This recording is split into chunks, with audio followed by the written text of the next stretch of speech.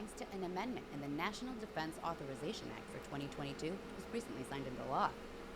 And NASA just launched the James Webb Space Telescope, which promises to show us pictures of the time when all of existence began in the universe, and perhaps where more life might be hiding. In fact, evidence is mounting all over the place right now that proves we are getting closer than ever to our chance to get a good look at the flying saucers, and perhaps more importantly, a chance to look inside and see who's behind that wheel. If that's something you've never thought about, well, maybe now's a good time. So, is it going to be one of those aliens with the big oval head and the big oval eyes? The ones that are all spindly and they're either gray or green? The grays, you know the ones I mean. Is one of those going to be driving the UFO? Or will it be something even crazier, like one of those aliens hanging out in the Star Wars bar? Something with tentacle mouths, or exposed brains, or a big furry thing with different kinds of eyes. Or maybe it looks like a weird dolphin, or a monkey, or a pig. What if a weird pig is what's driving the UFO? How crazy would that be? Or maybe, even crazier, what if it looks like one of us?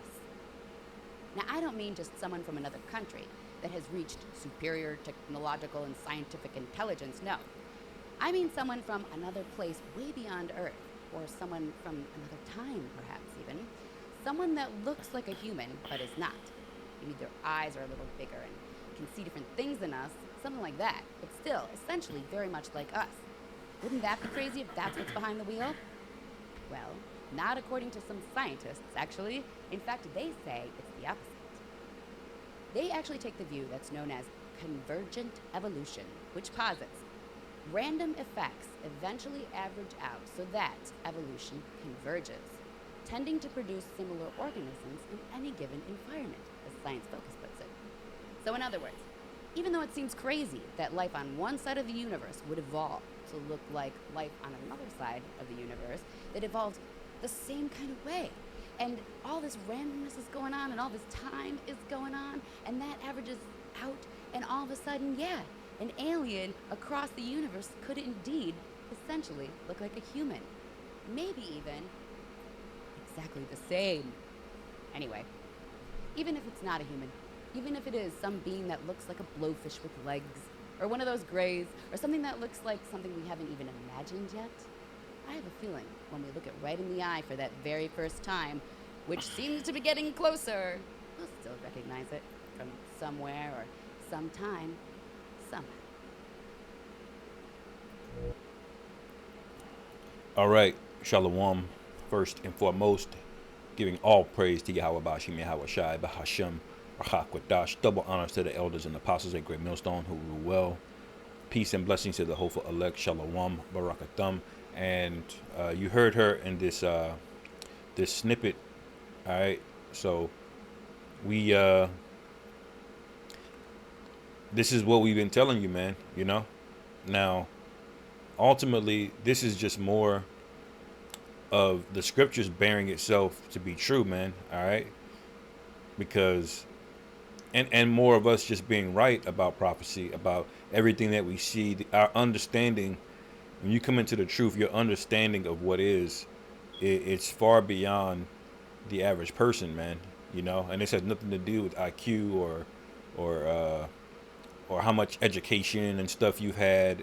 It's the spirit is dealing with you. You're gonna have vastly more understanding of what's going on, and we look like, you know, crazy guys. You've been called bums and all different types of other names standing on street corners, but we're not confused about any of this, man. We don't have these crazy hypotheses like she was coming up with. But what if it's a pig? And what we know what it is, all right. And this is written in the scriptures what it is, man. All right. We know. So when the scientists are now trying to hedge their bets, because I believe they've seen the angels, man. They've seen images of these chariots, whether it be looking at it towards the earth or looking out into the heavens. They've seen it, man. All right.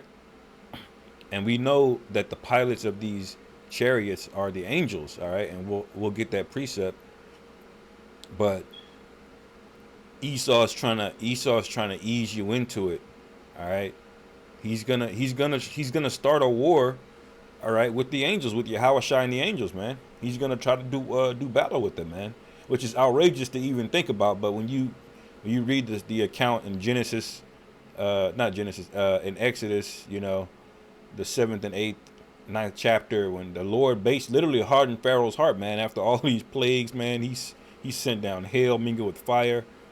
All right, he sent locusts, he sent frogs, and and he still had the audacity to buck up against the Most High, man. All right, so that same thing is gonna occur here, despite seeing a whole fleet of chariots. All right, piloted by the angels. Esau is still gonna fight, and he's gonna want to do battle, man. We can get that as well too, but I find it very, very interesting now that Esau is trying to ease out these videos, break the news. First, you were crazy for even thinking about what a UFO was, all right, or thinking that they're real. Now, he has to acknowledge that they're real. Now it's to the point to where, he's got to acknowledge that they're humanoids. But eventually, he's gonna come around, and he's gonna have no choice but to acknowledge that the Holy Scriptures were right, man.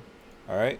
Now this is Revelation 1:7. It says, "Behold, he cometh with clouds, and every eye shall see him, and they also which pierced him, and all kindreds of the earth shall wail because of him.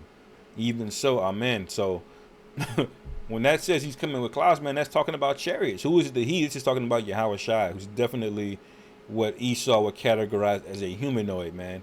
He's got eyes, arms, legs, teeth, hair. All right.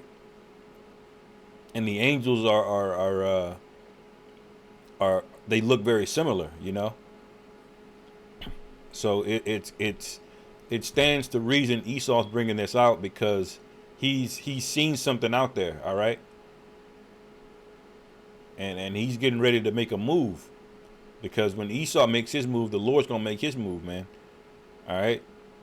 So the fact that Esau is seeing more and more of these chariots, all right, means that they're in response to Esau, ramping up his plans, which we know he has very big plans for you Israelites, man. Us, you so-called Negroes, Latinos, and Native Americans. All right. And so why is he afraid of this, though? Why does he have plans to take you out? Because he's read the scriptures. He understands what's coming next. All right. This is 2nd Esdras, the 13th chapter. I'll start at verse 2, and it says, "And lo, there arose a wind from the sea, that it moved all the waves thereof." All right. All right. So that wind from the sea, you can imagine, man, when there's a show on Apple TV called Invasion, man. And when a giant spacecraft basically touched towards Earth, you saw all the tide basically like pulled back, man. Like a lot of the ocean withdrew itself, and it started moving back and forth. It was affecting the ocean currents, man, because of the presence of that ship, man. All right. Now, when Esau sees Yahushua and all of the angels arrive, man, can you imagine what's going to be going on the earth, man? The animals are going to start going out of whack, everything, It says, "And I beheld, and lo, that man waxed strong with the thousands of heaven." All right. And who are the thousands of heaven? That's the heavenly host, man, the army of the Most High, man, under Yahushua. All right. It says, "And when he turned his countenance to look, all the things trembled that were seen unto him." All the things, not just people, everything, man. The animals, the trees, everything's gonna be like, damn. It says, "And whensoever the voice went out of his mouth, all they burned that heard his voice, like as the earth faileth when it feeleth fire," man. All right. So things are it's going to be a very dramatic scenario. All right. That's what he's afraid of. And it says, "And after this I beheld, and lo, there was gathered together a multitude of men out of number from the four winds of the heaven, all right, to subdue the man that came out of the sea. All right. So in other words, Esau and all these nations confederate with him, they're all gonna scramble together like you seen. You just watch Independence Day, man. How everybody scrambled all their fighter jets to go out there and take care of the aliens. He's foreshadowed this for forever in his Hollywood movies. All right. Because he's read this right here. All right. It says, "But I beheld, and lo, he had graved himself a great mountain, and flew upon it." All right. Now, a great mountain that you can fly up on. Think about that. That's how large that chariot's going to be. When you see the scene from Independence Day, man.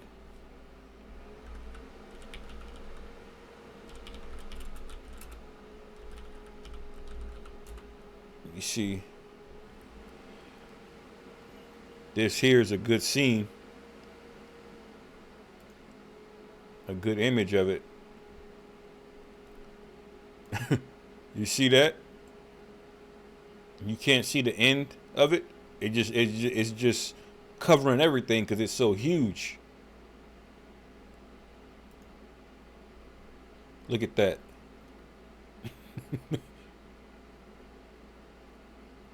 That's what Ezra was seeing, man. All right. It says, "I beheld, and lo, he had graved himself a great mountain and flew upon it." This looks like a mountain right here, man. So where did Esau get this from in his movies, man? Where? You know, you have to ask yourself that. But I would have seen the region or place where out the hill was graven, and I could not because that's how big it was, and we just saw that in the image. And after I beheld this, and after this I beheld, and lo, all they which were gathered together to subdue him were sore afraid. Yet there's fight. That's that spirit, that spirit to continue to fight is that same thing he did to Pharaoh, man, to harden his heart. Because he knows, man. You know, and he's coming out saying that the aliens could be humanoids, when at first he couldn't even acknowledge that aliens existed or UFOs existed. Now he has to. Now he's trying to control the narrative, you know. But it's not gonna work. This to further prove that, this is Psalm 68 and 17. It says, "The chariots of the Most High are 20,000, even thousands of angels." All right. So the chariots of the Most High are synonymous with the angels. All right. The Lord is among them as in Sinai, in the holy place. All right. All right. So that proves that in the area of Sinai, this was a chariot out there, man, guiding us. You know, when we got the pillar of fire leading us in the cloud by day and the pillar of fire by night. All right. So the angels are in the chariots. All right. And we know the angels, when you read the account of Tobit, you know, they couldn't tell them from a man or anything. When the angel Raphael came down, you know, you have the account of the angel and I believe it's 2 Samuel, when David sinned, they were slaying the Israelites, 70,000. He had a sword in his hand. All right. How do you have a hand if you're a humanoid? All right. The cherubim in the garden of Eden in Genesis. All right. I had a flaming sword in his hand. You know.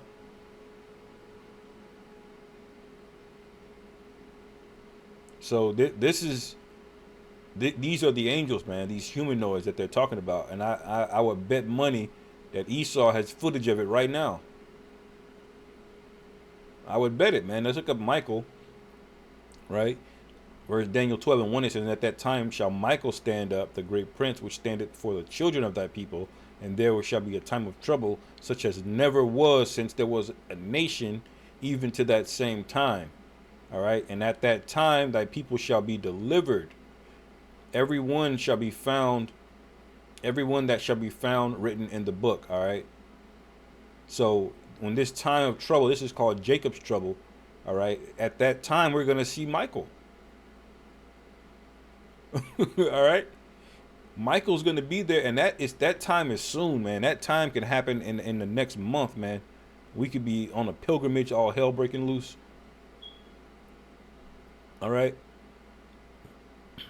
You see Michael here yet again, you know, the archangel. All right. And Revelation, and that's in Jude 1 and 9. This is Revelation 12 and 7. It says, and there was a war in heaven. All right. So that war in heaven is going to be the same time Michael shows up. So the same time of Michael, Jacob's trouble, is going to be the same time Michael arrives. And at the same time Michael arrives is going to be around the same time that war in heaven is taking place. All right. It says, and his angels fought against the dragon, and the dragon fought and his angels. All right. So who is the dragon? The dragon is the what we call the beast system, who is NATO, the EU, basically you Edomite nations, along with your people who are confederate with you, Moab. All of y'all gonna try gonna try it, man. Russia, all of y'all gonna try it.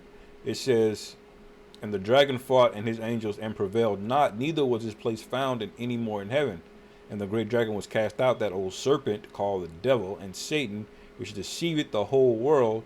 He was cast out into the earth, and his angels were cast out with him. All right. So that's talking about that war in heaven. They're gonna lose. All right. And that's what they're worried about, man. So, yeah, it says scientists expect humanoids to be controlling the UFOs. Well, that's right. But we've been saying it, and the scriptures have had it written for how many thousand years? You know, over 2,000 years. This has been written about, man. So, Salakia, something else I was looking at.